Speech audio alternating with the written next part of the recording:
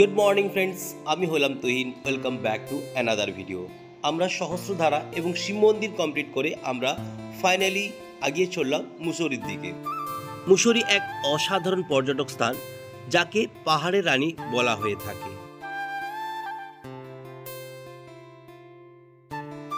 এই দেহরাদুন মুসৌরির জন্য লেগেছে 450 টাকা পার হেড। আমরা হোটেল থেকেই বুক করে নিয়েছিলাম। কালকে আমরা ঋষিকেশ থেকে যেখান থেকে বাস ধরেছিলাম, সেম জায়গা থেকে আমরা আজকে মুসৌরি এবং দেহরাদুনের জন্য বাস ধরলাম।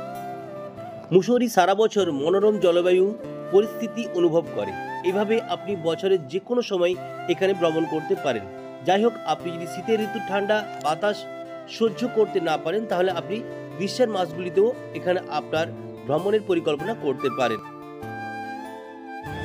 আমি এখন আছি মুসৌরির গান্ধী চক অথবা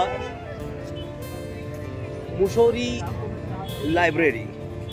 আবার পিছনে আছে মুসৌরি লাইব্রেরি, যেটা 1843 সালে হয়েছিল। অনেক পুরানো, 1843। মুসৌরি একটা চমৎকার উত্তরাখণ্ডে ভ্রমণের পথ। এটি থেকে আনুমানিক 279, দিল্লি থেকে 1686, মুম্বাই থেকে 1753, কলকাতা থেকে এবং 2405 কিলোমিটার ব্যাঙ্গালুরু থেকে দূরত্ব।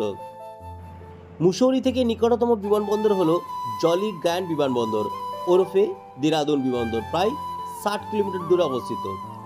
2004 সালে বিমানবন্দরটি তার বাণিজ্যিক কার্যক্রম শুরু করে এবং তারপর থেকে দেহরাদুনের সামগ্রিক ফ্লাইট সংযোগ বাড়ানোর জন্য অনেক ব্যবস্থা নেওয়া হয়।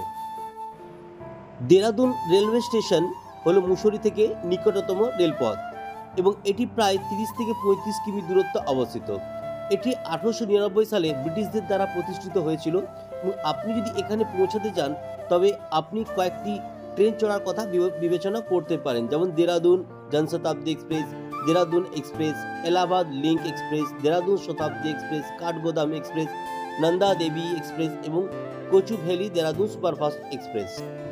মুসৌরির কিছু জনপ্রিয় পর্যটন আকর্ষণের মধ্যে রয়েছে Gun Hill, Kempty Falls, Company Garden, Lal Tibba এবং মুসৌরি লাল তিব্বা।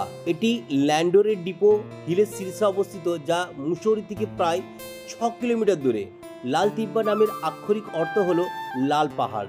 এর প্রাকৃতিক সৌন্দর্যের কারণে এটি মুসৌরিতে দেখার জন্য একটি অবিশ্বাস্য পর্যটক আকর্ষণ হিসাবে আসে। লেক মিস্ট, এখন এটি মুসৌরির সবচেয়ে আকর্ষণীয় গন্তব্যগুলির মধ্যে গণনা করা হয়। এই হ্রদটি যে সবুজের সাথে মোড়ানো হয়েছে এবং এই হ্রদের স্ফটিক স্বচ্ছ জলের ফিরোজা রং আপনাকে দীর্ঘ সময়ের জন্য থাকতে দেয়।